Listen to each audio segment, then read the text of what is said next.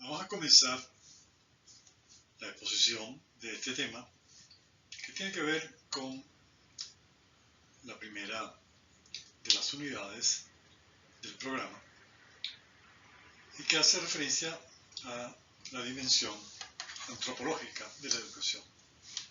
En este caso, estudiar el tema central, el punto de partida que la filosofía de la educación debe realizar en cualquiera de sus investigaciones o exposiciones. El punto de partida es la persona humana, porque la persona humana es sujeto y fin de la educación.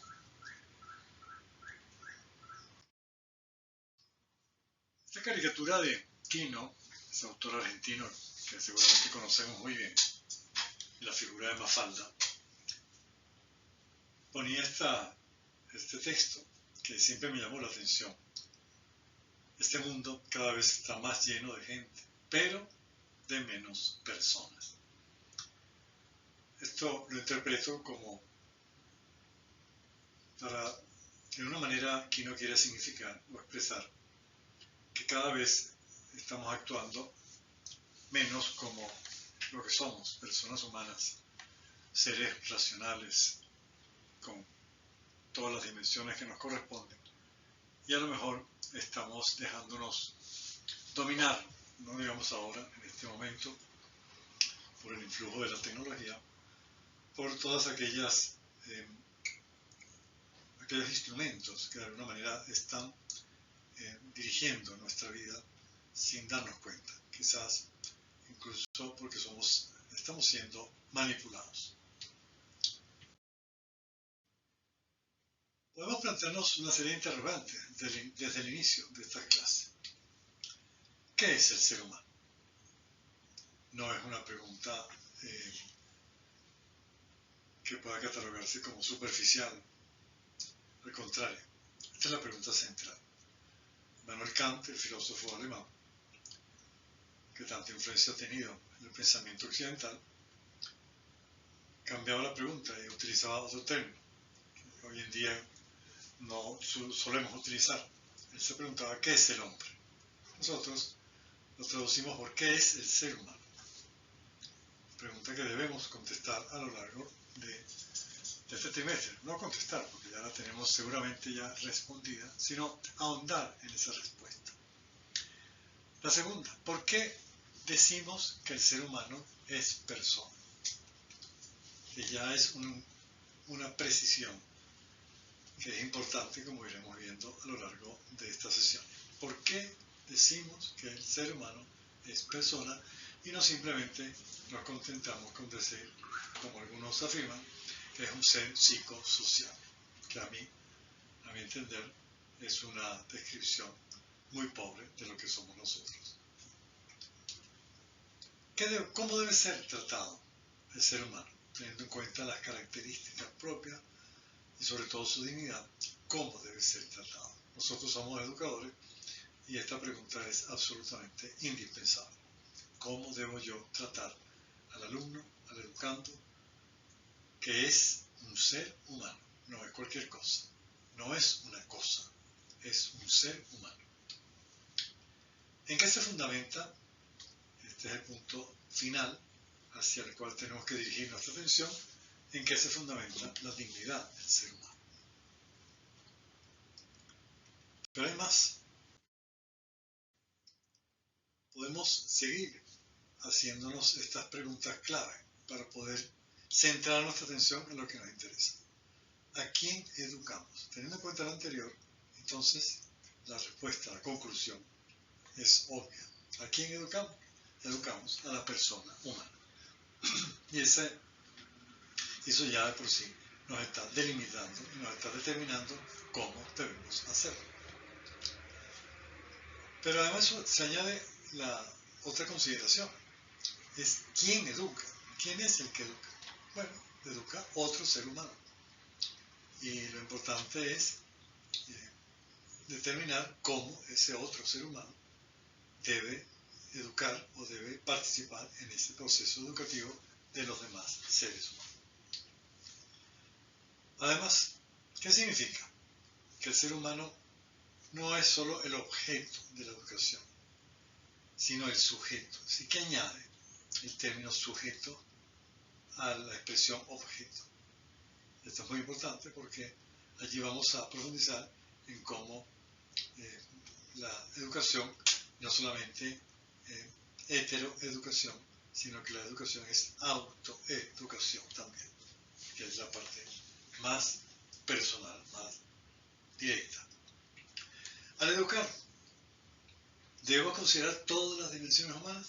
Obviamente, responderemos que sí, porque todos tenemos claro que la educación debe ser integral, debe abarcar todos los ámbitos de la vida humana, todos los ámbitos, sin excepción. Okay. Vamos a partir del tema central al cual tendremos que hacer referencia permanentemente. El ser humano como persona. El origen del término persona proviene del griego prosopon y también del latín persona. Y su origen, sobre todo con el término griego prosopon, significaba la máscara que utilizaban los actores de teatro en sus obras. En las comedias, en las tragedias griegas, los diversos actores utilizaban unas máscaras, unas caretas que representaban algún personaje. Y era importante esa identificación que el actor tenía que hacerse en relación al personaje representado. Y la careta era el instrumento que tenía. Luego pasó a ser, ya en el ámbito latino, por influencia especialmente del derecho romano, persona ya se consideró como lo que define al ciudadano, en este caso el ciudadano romano.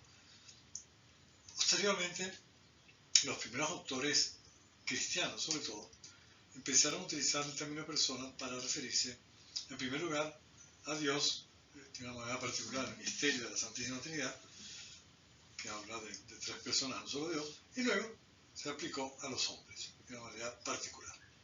A partir de Boecio, especialmente, aquello tomó forma y empezó a desarrollarse un concepto filosófico que a lo largo de toda la Edad Media, después de la Edad Moderna y sobre todo en la Edad Contemporánea, se fue precisando cada vez con mayor intensidad. Pero la pregunta es importante, porque la primera, ¿hay alguna diferencia entre persona y ser humano? La respuesta puede ser diversa y tenemos que de alguna manera contestarla, porque hay una diferencia, por supuesto. La diferencia está en que cuando yo hablo de ser humano en general, no estoy especificando a ningún ser concreto, a ninguna persona individual. Mientras que cuando hablo de persona, sí me estoy refiriendo a una persona, a un ser concreto, individual, que merece mi atención. Por lo tanto, hablar del ser humano en líneas generales, pues puede significar, puede referirse sobre todo a su naturaleza humana. Mientras que cuando hablo de persona, ya estoy hablando más bien de aquello que le distingue, aquella propiedad que la hace diferente a los demás, aquellas características que la individúan, la singularizan.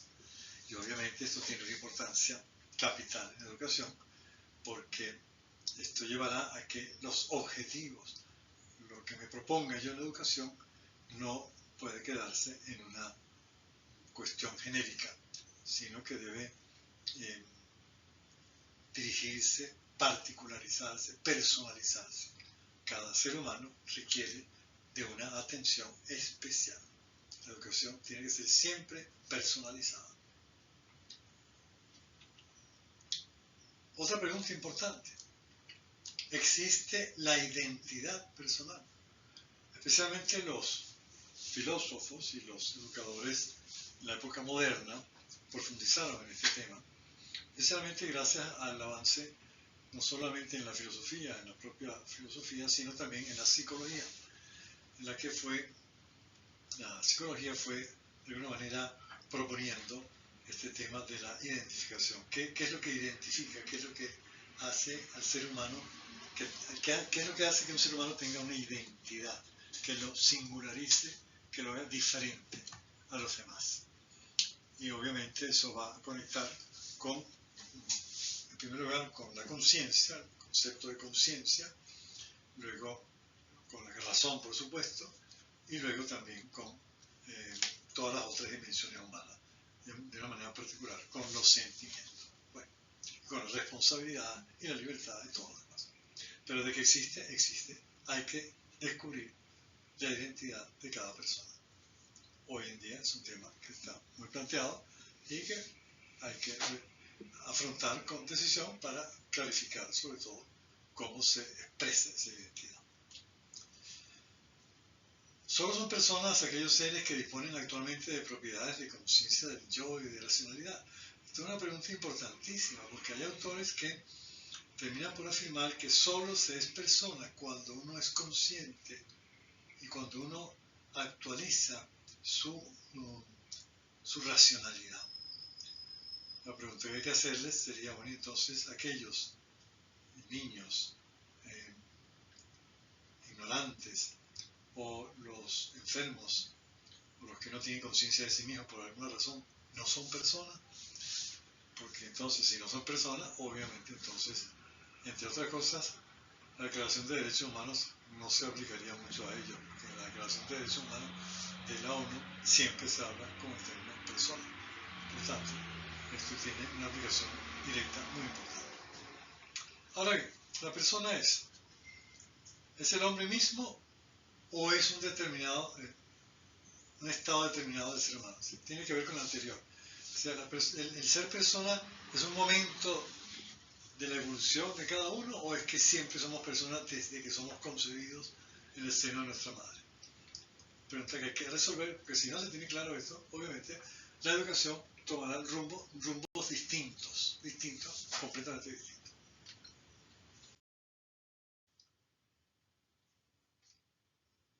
Tomando autores importantes, a mi entender,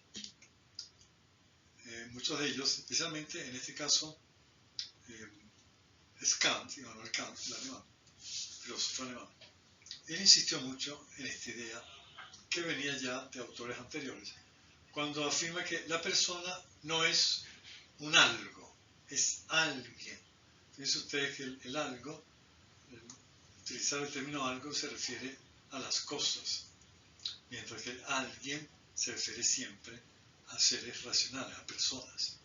Jamás digo yo, referirme a la mesa, digo ese alguien, sino que digo ese algo, algo, ahí hay algo, una mesa, un árbol, un perro, pero nunca digo ahí hay alguien y digo ahí hay un carro. No, cuando digo alguien me refiero siempre a un ser humano, eso es evidente.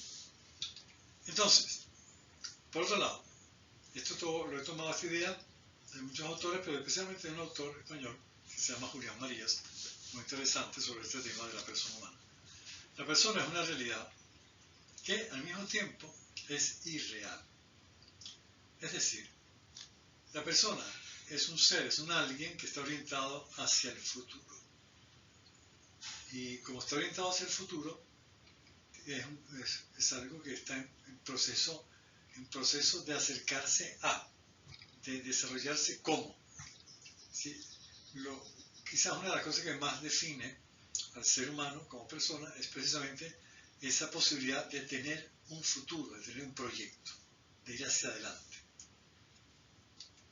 Por eso, dice Julián Marías, la persona es un presente orientada al futuro. Y por eso la llama él, una palabra que él incorporó y que fue aprobada por la Real Academia. El ser humano la persona es un ser que es futuriza. Es decir, tiene futuro, es proyectiva, es imaginativa. Se plantea la vida y sus acciones hacia adelante, hacia un futuro, hacia una realidad que no está siendo actual, sino una realidad que está siendo, que vendrá después, y después de, obviamente, un proceso concreto. ¿Okay? Entonces, esto es muy importante. En educación no podemos olvidar que la educación tiene que, de alguna manera, reforzar ese ser futurizo que somos cada uno de los seres humanos. La persona además es alguien completamente distinto de las cosas.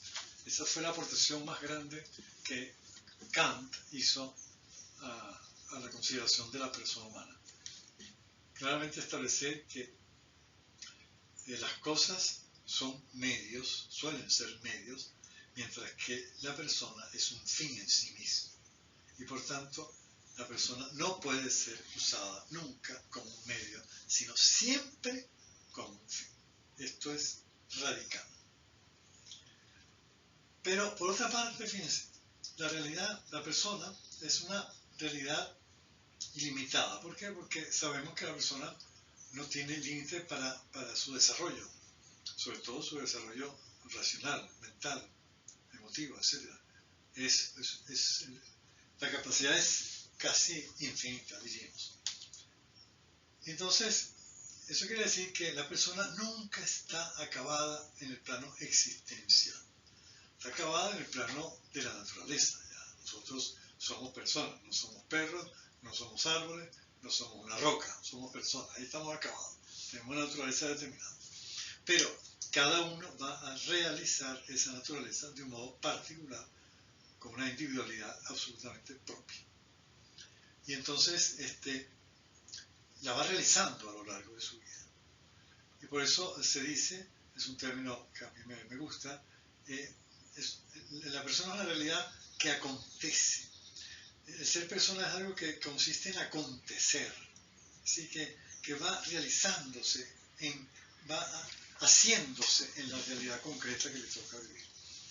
Por supuesto, es en la persona una realidad que está fundada en la realidad, en el cuerpo, en la realidad corporal. No es la persona un ser, no es un espíritu puro ni nada parecido. El ser humano es al mismo tiempo que racionalidad, mente, es además de alma, también es cuerpo.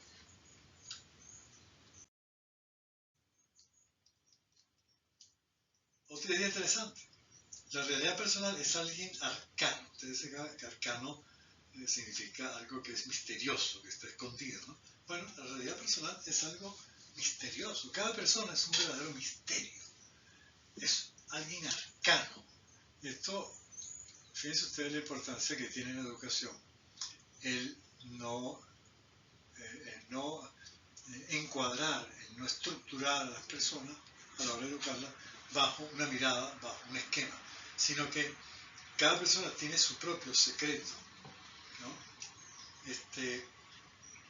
Siempre he dicho de alguna manera que lo peor que se le puede, que la actitud más, casi que ofensiva ante un ser humano es estar juzgándole, como dicen otros, juzgándole su vida, juzgándole su conciencia.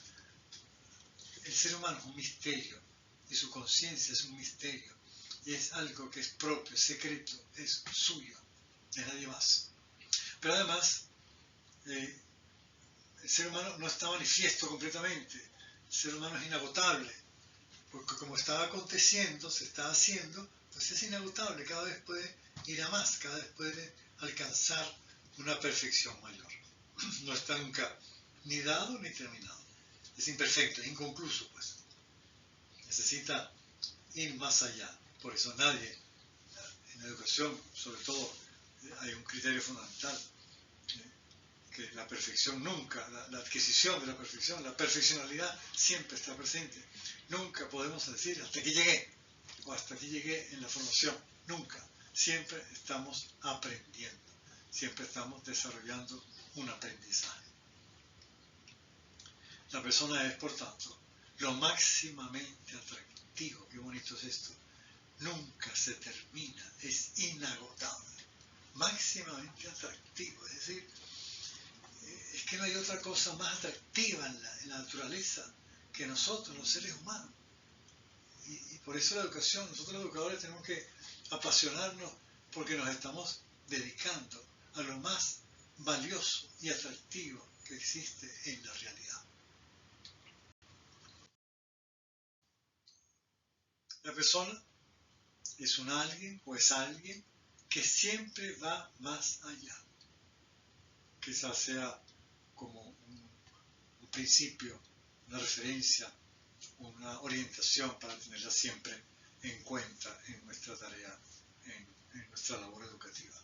Cada persona es alguien que siempre va a más, que no puede conformarse y que no podemos permitir por nuestra actuación que pueda terminar conformándose. Sino, todo lo contrario, tenemos que fomentarle a que sea proactivo, a que vaya más allá, que reaccione ante las cosas. Por eso, ser persona es poder ser más. ¿No es ustedes? Ser persona es poder ser más. Esto me parece que es fundamental, porque en la educación tenemos que clarificar muy bien las cosas. Ser persona es poder ser más. La persona no está dada nunca, está justamente abierta al futuro, abierta a la irrealidad, lo que decíamos antes. Esas personas que tenemos delante, el educando, ese alumno, o quien sea, la persona que está a nuestro lado, al quien estamos ayudando a que se forme, está abierta a esa realidad, a la realidad que es el futuro, que no sabemos cuál será. Pero eso no lo podemos perder de vista nunca. Otra idea que puede reforzar lo anterior. La persona es una realidad innovada, radicalmente innovada. Que lejos está esto de una concepción pedagógica que sea impositiva o de un conductismo exagerado, que lo que hace es imponerse, marcar el camino, decir cómo hay que ser. No, cómo hay que ser no. Cómo tengo que descubrir yo cómo debo ser. Por supuesto, en referencia a unos valores. Esos valores los tendré que ir descubriendo y me van a ayudar a descubrirlos. Pero quien los tiene que descubrir soy yo. No me los van a imponer ni me van a decir por aquí tienes que ir. No, eso es el error más grande que se puede cometer con una persona. Fíjense lo que dice este autor, Schultz, dos autores, ¿no? Schultz y Sarah, que tiene un libro muy interesante que se llama El hombre como persona. La persona es el misterio más profundo, pues se escapa a toda comprensión. Entonces, ¿qué fuerte es esto? Cuando eso nos tiene que llevar a pensar, bueno, a veces cuando nos preguntan sobre un alumno, un educando, y lo describimos, habría que preguntarse, pero yo tengo derecho a describirlo así, yo tengo derecho a interpretarlo, yo tengo derecho, no sé, no me doy cuenta que eso es un ser misterioso, es un arcano, y por tanto yo no puedo, ni siquiera, por eso la evaluación es tan difícil, ¿no? Evaluar a un ser humano en su proceso educativo, qué difícil es lo más difícil que tenemos los educadores, y donde podemos ser más injustos todavía. Por eso tenemos que tener mucho cuidado. Cuando nos acercamos a ella, a la persona, con la intención de objetivarla, ¿sí? De meterla dentro de un esquemita y contemplarla, desaparece de nuestra vista. Claro. Cuando yo la trato de encauzar o encorsetar, entonces ya desaparece la persona.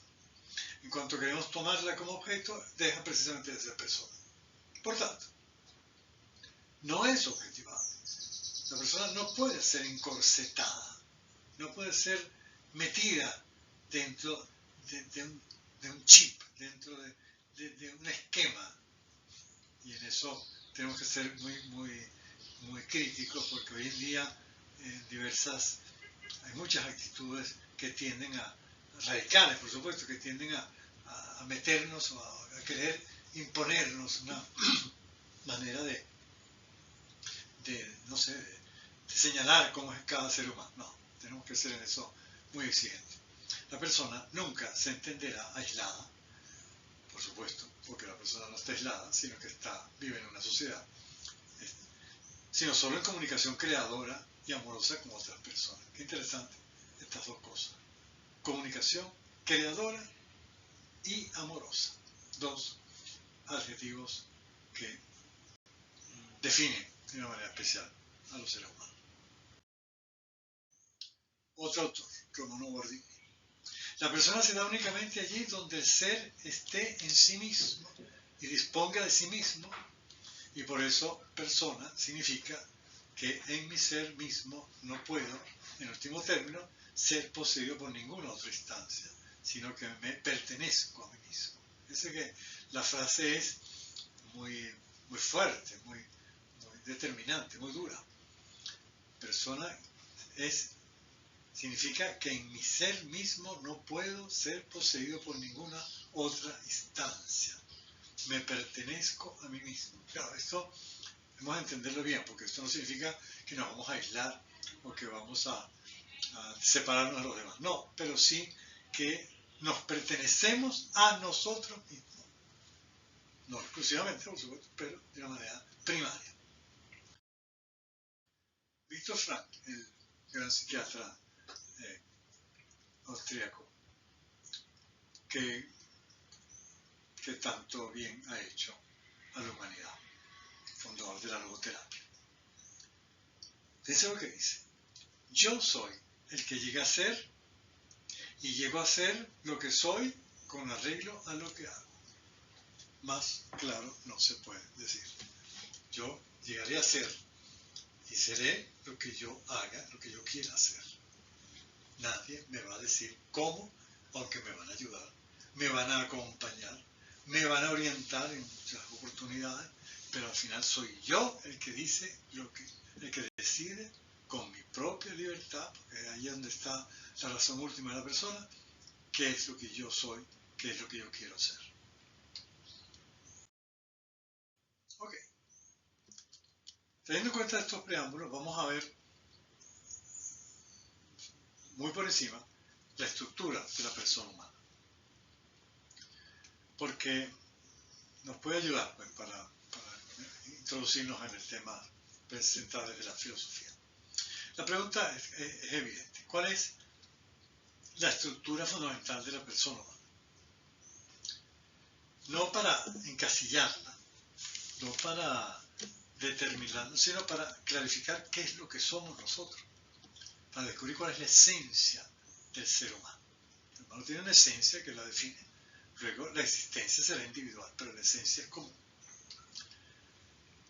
Otra pregunta que nos tenemos que hacer en este caso, y que por eso es importante descubrir esa estructura del ser humano, ¿qué es lo más sublime de la persona humana? O sea, aquí entra, por supuesto, la discusión puede ser infinita, porque depende del enfoque que tengamos en la vida y del enfoque filosófico, sociológico, psicológico, antropológico que tengamos cada uno de nosotros.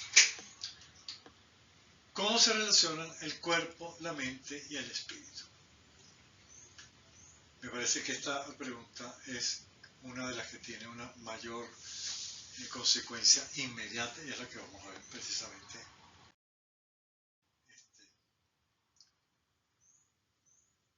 Porque, fíjense ustedes, el ser humano,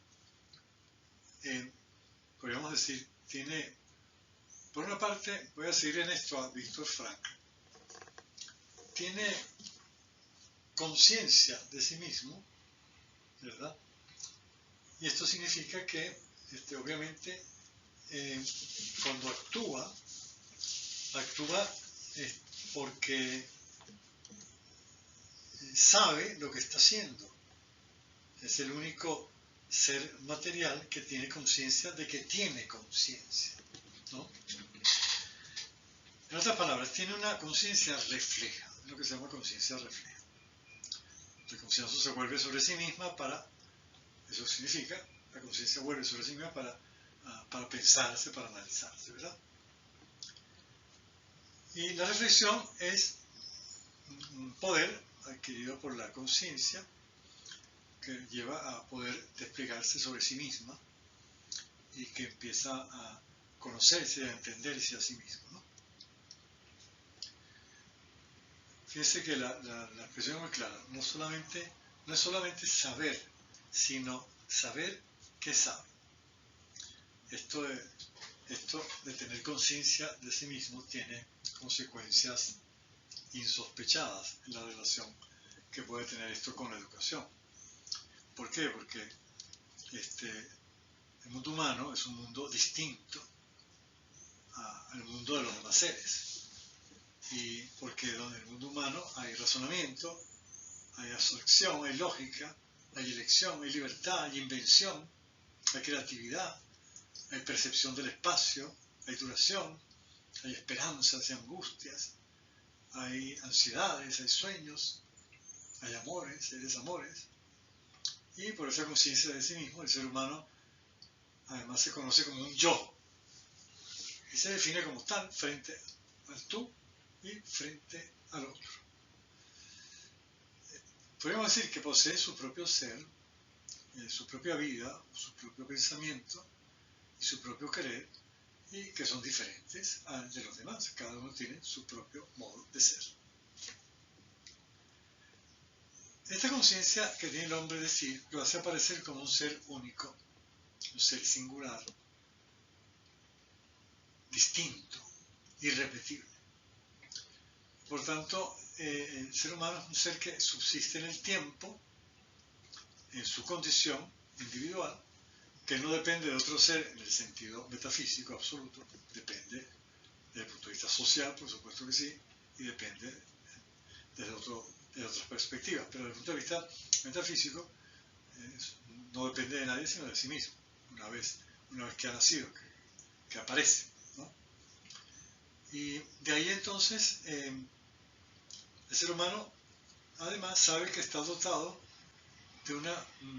de algo que le caracteriza, que es su propia unidad, su indivisión, ¿no? Yo soy yo, decía Ortega y Gasset, yo soy yo y mis circunstancias. Interesante frase esa. Todos los actos de la persona, tanto los actos interiores como los exteriores, reciben de ese yo profundo, el carácter unitario. Soy yo el que actúa, soy yo el que pienso. Y a pesar de todos los cambios que puede haber a lo largo de la vida, y que corresponden a la evolución natural de la persona, permanece la misma persona siempre, desde el principio hasta el fin. Eso lleva a pensar que entonces el ser humano también es libre y es autónomo. Obviamente, esto es quizás lo más característico del ser humano. Quizás es lo más permanente a la hora de hablar de la persona, que todos los autores terminan por resaltar el ámbito de la libertad y correspondientemente de la moral, porque la libertad tiene que ver con la moral, con la elección, con las acciones, ¿no? Y la libertad humana reclama autonomía, porque esa es la verdadera libertad, pero no una autonomía absoluta, por supuesto, porque no la tenemos. Somos seres que desde el punto de vista corporal estamos condicionados a muchas cosas, y también desde el punto de vista psicológico lo estamos, evidentemente. Donde podemos librarnos más es en el ámbito espiritual, donde podemos separarnos mucho más de aquello que nos limita el cuerpo o la mente humana, que está muy ligada al cuerpo. El espíritu es el que trasciende, es capaz de trascender todo eso, y ahí puede la libertad adquirir una mayor intensidad, podríamos decirlo. Muy bien, el ser humano obviamente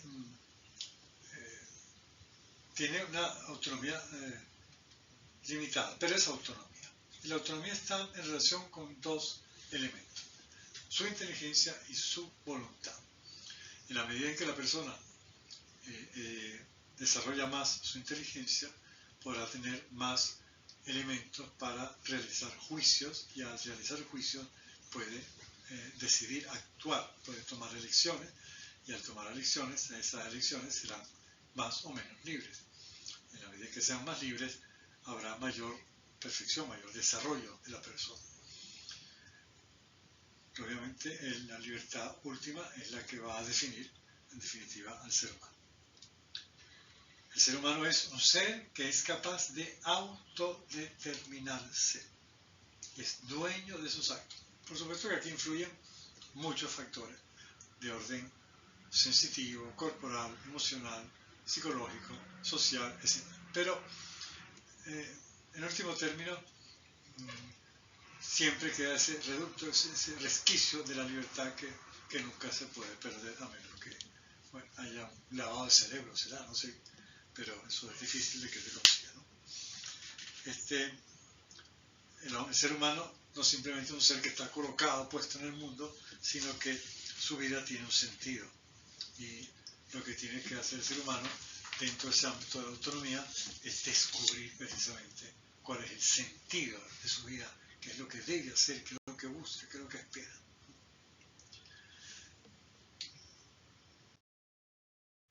La libertad tiene una consecuencia inmediata importantísima y es la responsabilidad.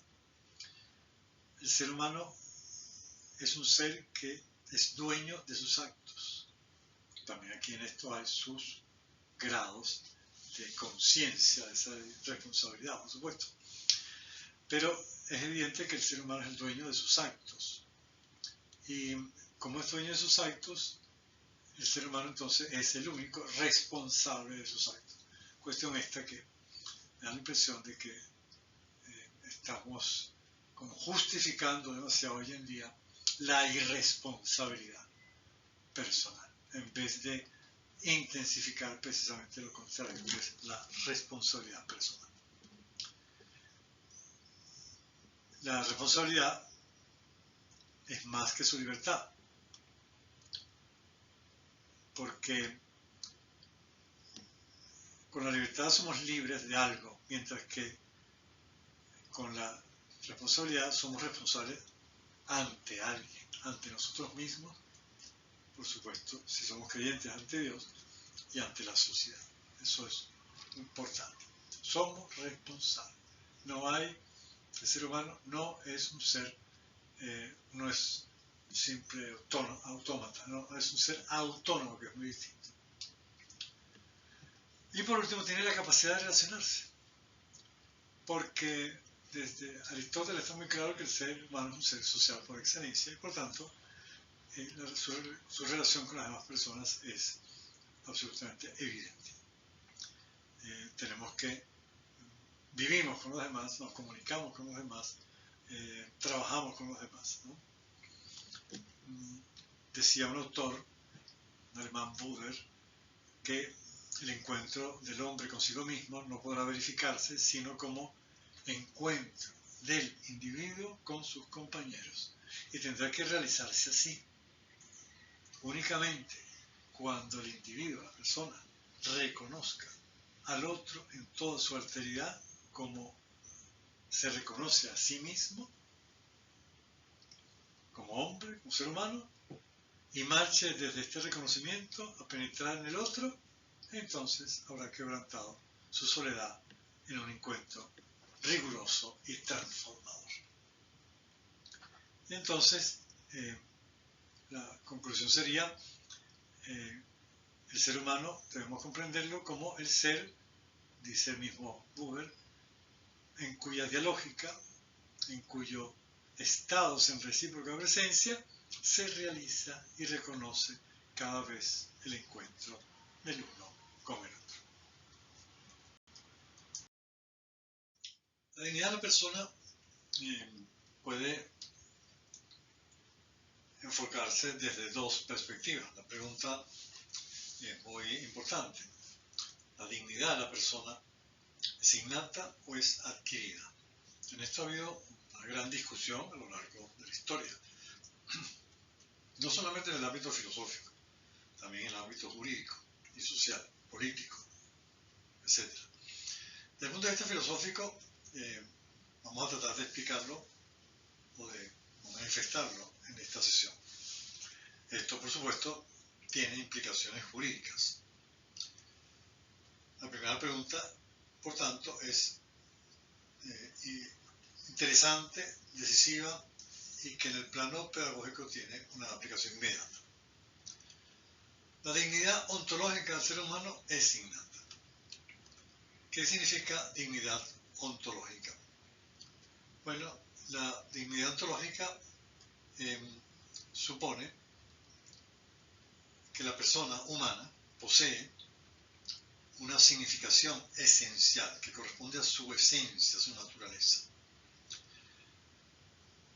Y esa característica que tiene el ser humano por ser un ser con esa estructura que vimos antes, especialmente un ser que es capaz de trascender la misma naturaleza material. Eso ya supone que toda persona está más allá de las meras cosas. Cuando recordábamos a Kant y decíamos que Kant define o caracteriza al ser humano como un ser que es un fin en sí mismo. ¿Por qué es un fin en sí mismo? Porque tiene una naturaleza que es racional y que por tanto supera, trasciende aquello que los sentidos simplemente captan de la naturaleza física.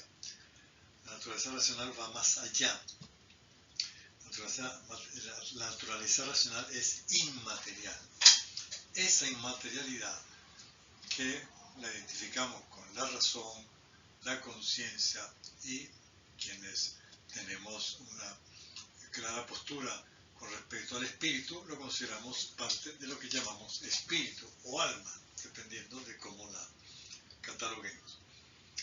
No se queda el alma o el espíritu a nivel simplemente psicológico, psíquico, sino que va más allá, supera también el ámbito corporal y el ámbito psíquico. Es algo distinto, es algo inmaterial, que tiene una característica distinta.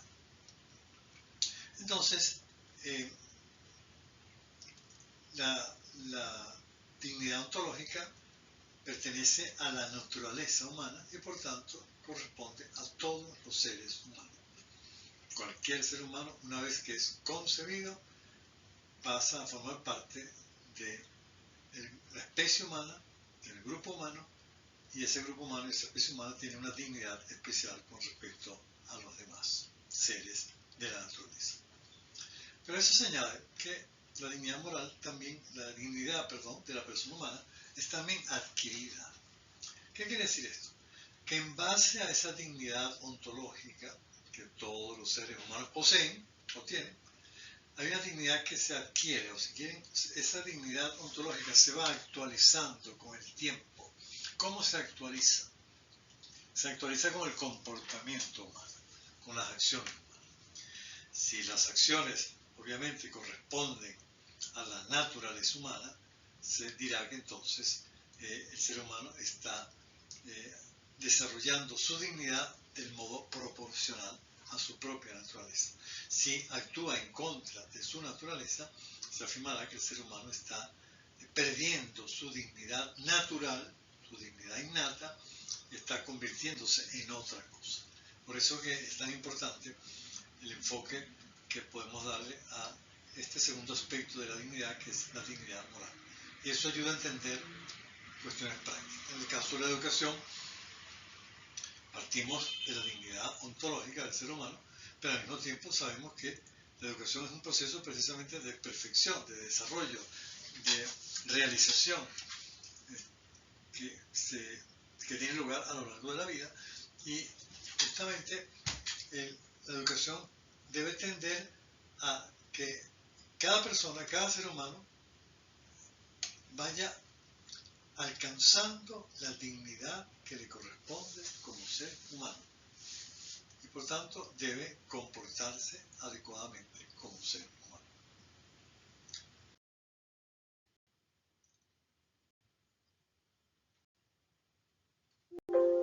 Ahora, ¿qué es lo que le confiere al ser humano una trascendencia con respecto a la vida?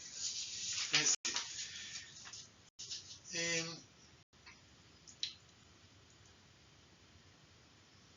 lo que constituye la trascendencia de la persona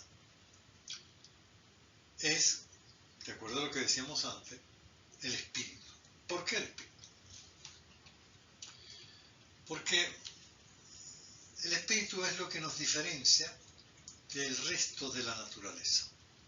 Los seres no espirituales son seres sometidos, dependientes de la materia. Y por tanto,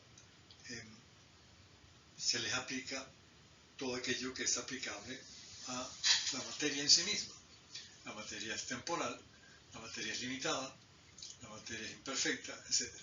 El ser humano como espíritu, por supuesto que no es perfecto, ni mucho menos, pero el espíritu le da la posibilidad de perfeccionarse, en cambio que los seres materiales siguen un desarrollo que está implícito ya en su propia naturaleza y que no pueden detener, sino que es, en el caso de los animales, instintivo. En el caso de las plantas, pues siguen el desarrollo natural de cualquier ser vivo, ¿no? En cambio, en el hombre no, porque en el hombre interviene la razón y interviene la voluntad. Y con esos dos factores, aspectos, o como ustedes quieran llamarle, influyen determinantemente en el desarrollo de la persona y, por tanto, como hemos visto antes, en esa dignidad adquirida que el ser humano va alcanzando a lo largo de toda su vida. Por eso, lo que le confiere al ser humano una trascendencia, por tanto una diferencia con respecto a los demás seres, es justamente esa racionalidad, esa espiritualidad que hay en cada uno de nosotros.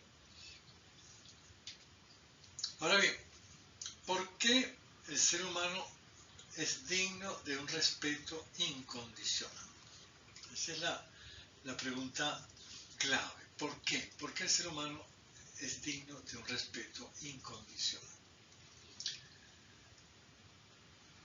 Si definimos al ser humano como un ser que es un fin en sí mismo, que está constituido y que tiene una estructura que podríamos describirla en tres niveles fundamentales, como hacen muchos autores: el nivel físico o corporal, el nivel psíquico y luego el nivel espiritual, que es el estrato superior, que según algunos autores es el que define realmente a la persona. Ahí está la gran diferencia. Los seres vivos, los animales, las plantas, participan también de esa naturaleza material, pero en cambio no participan de la naturaleza espiritual. Es allí donde podemos encontrar nosotros por qué el ser humano tiene un respeto incondicional. Incluso en relación a la vida de los seres humanos es importantísima. La naturaleza humana, la naturaleza general, tiene una razón de ser. Nosotros formamos parte de la naturaleza, pero la diferencia está en que nosotros formamos parte de esa naturaleza, pero de un modo que exalta, que sobresale sobre los demás seres que conforman esa naturaleza.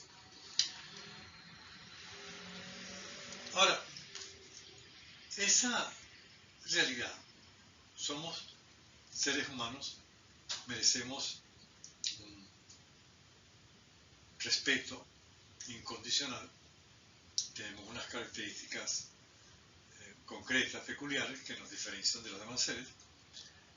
Eso forma parte también de un derecho. Aquí ya entramos en el ámbito jurídico.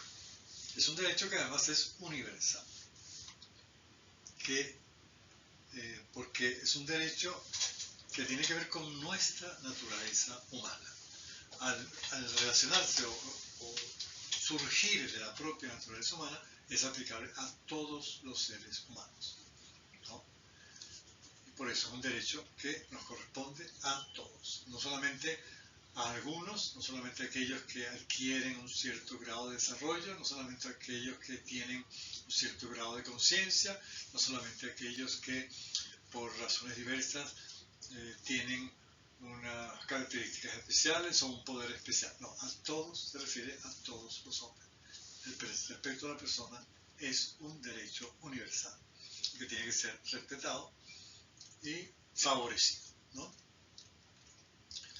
Un derecho que además no es negociable, pues. No es negociable, porque nadie tiene la autoridad para prescindir de este derecho, ni siquiera uno mismo. Aunque uno de nosotros renunciase y dijese, bueno, yo renuncio al derecho de ser respetado, es una renuncia que no tiene ningún efecto, porque nadie puede ir en contra de nuestra propia realidad como seres humanos. Entonces, claro, eso Eso nos lleva a algo importantísimo, y es como el ser humano, hay un principio fundamental de que se deduce de todo esto, que es el respeto a la dignidad del educando, la dignidad del educador y de cualquier persona que de alguna manera participe en el proceso educativo, porque somos personas, y de ahí viene esa obligación de respetar.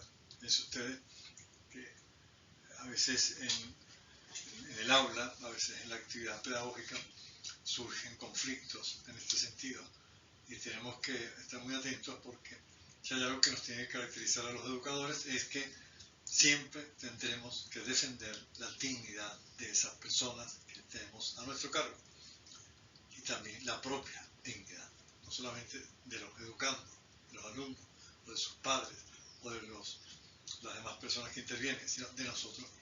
Todos tenemos esa dignidad. Sacar unas consecuencias. Las consecuencias pedagógicas que pueden surgir de todo lo anterior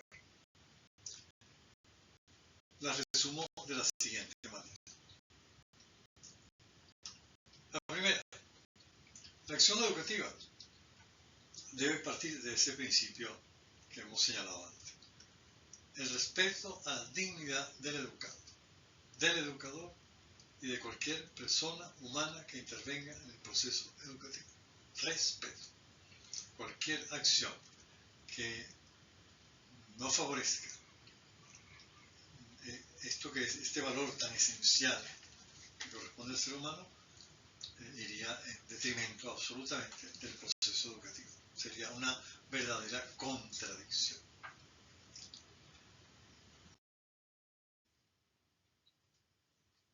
Segunda conclusión. Cada persona tiene una historia continua, irreversible, lo hemos visto, porque el ser humano es un ser futurizo, un ser que se proyecta, un ser que va hacia adelante, un ser que se propone metas. Por lo tanto, cada ser humano, cada uno de ellos, de esos educandos, alumnos que tenemos, tiene una historia continua e irreversible, que tiene que recorrer él, que tiene que realizar él, que tiene que crear él. Esta historia comienza en el vientre materno, en la concepción, y va continuando después a lo largo de todos los años de vida, sin interrupción, por supuesto, sin modificaciones, porque ya no hay modificaciones de herencia, genética, etc., ni de temperamento, de carácter sí, por supuesto, pero no de temperamento, porque el carácter se va adquiriendo, el temperamento está allí y hay que partir de ese temperamento para poder seguir adelante. Pero cada persona, esto es muy importante, tiene su propia vida, su propio desarrollo. Nadie es igual a otro. No podemos aplicar el mismo criterio, la misma visión, las mismas referencias a todas las personas por igual.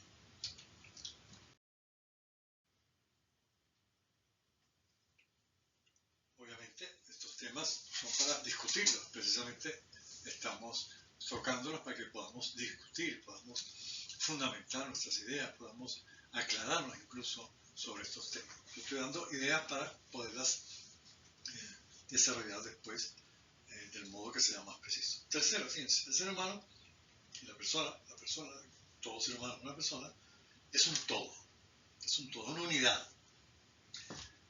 Algunos dirán, es un sistema. Bueno, utilicen la palabra que mejor les convenga. Y como tal, tiene que ser tratado a la hora de educarse, como una unidad. No puede haber en la educación roturas o rupturas en las distintas dimensiones humanas, sino que la educación abarca todas, absolutamente todas las dimensiones humanas. Eso me parece que es absolutamente claro. Hoy en día no creo que nadie pueda negarlo, que la educación tiene que ser siempre una educación integral e integradora, porque son dos conceptos distintos. Integrada porque abarca todas las dimensiones. Integradora porque tienen que integrarse entre ellas. Y no puede haber contradicción. No puede haber contradicción. Que la educación que se imparte en una dimensión X, la dimensión moral, la dimensión científica o la dimensión como ustedes quieran llamarla, personal, social, no puede haber contradicción. Tiene que haber integración entre ellas, entre las propias dimensiones. Creo yo que es un tema también para discutir, para hablar, porque hay que ver en la práctica cómo se está realizando.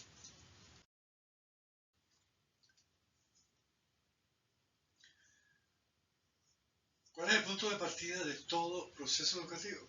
Yo creo que después de todo lo que hemos ido desarrollando, creo que lo que está allí puesto es lo más importante, el respeto a la libertad del educando.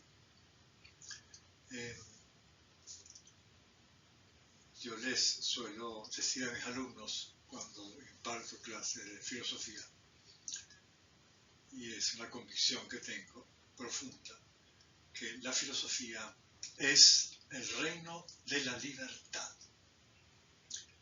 Yo no puedo entender que se desarrolle una temática filosófica sin que haya respeto a la libertad de pensamiento. De ahí que cualquier intento de imponer un sistema filosófico o algo no tiene sentido. Uno expone que uno piensa que es el más adecuado, porque cada uno de nosotros tiene sus puntos de vista, pero no lo impone. Deja abierta la discusión, deja abierto el diálogo. Bueno, eso sucede, eso tiene que suceder en todo el proceso educativo. Habrá momentos en los que eso es más importante, otros momentos menos importantes. Obviamente, si voy a hablar de la ley de la gravedad, pues allí la libertad no entra mucho, porque la ley de la gravedad es evidente, ¿no? Algo que no se discute. Pero si voy a hablar de otras cosas, en el ámbito humanístico, social, económico, político, etc., ahí la libertad es absoluta y total. Y entonces no puedo yo ir con imposiciones o manipulaciones de ningún tipo. Respeto a la libertad del educando.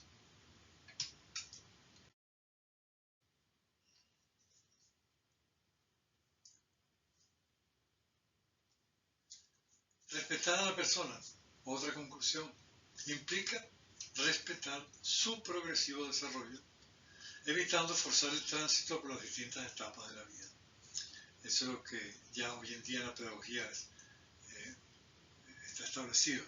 De diversas maneras se expresa. Hay que ir al ritmo del educando. Hay que educar siguiendo el propio ritmo. Claro, esto es muy difícil. Esto requiere muchísima atención, muchísima dedicación, muchísima comprensión, por otra parte.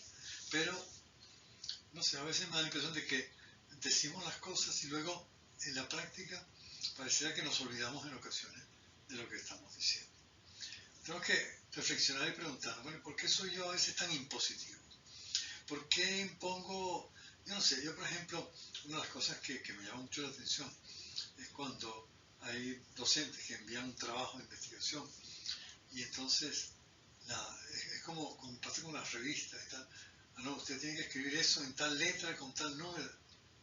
Ok, tiene que haber un mínimo, sí, de disposiciones para de alguna manera facilitar el trabajo de quien tenga que revisar todo aquello. Pero por favor, o sea, porque me la puso en letra 14 y letra 12, la evaluación no puede quedar afectada.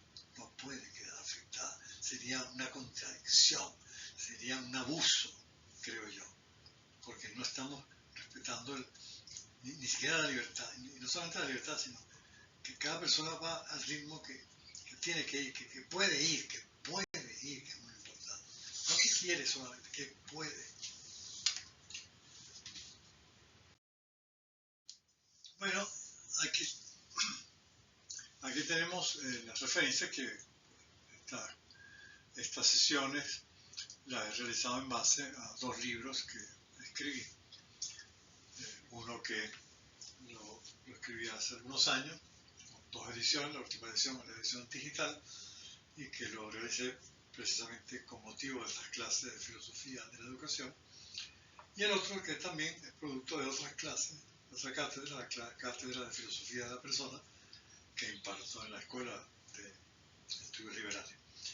Ambos libros pueden ser una referencia tanto para el planteamiento de la educación, del sujeto, de la persona humana como sujeto y fin de la educación, como la visión del ser humano como persona, que pueden verlo de una manera bastante ampliamente desarrollada en el segundo libro. Gracias por su atención.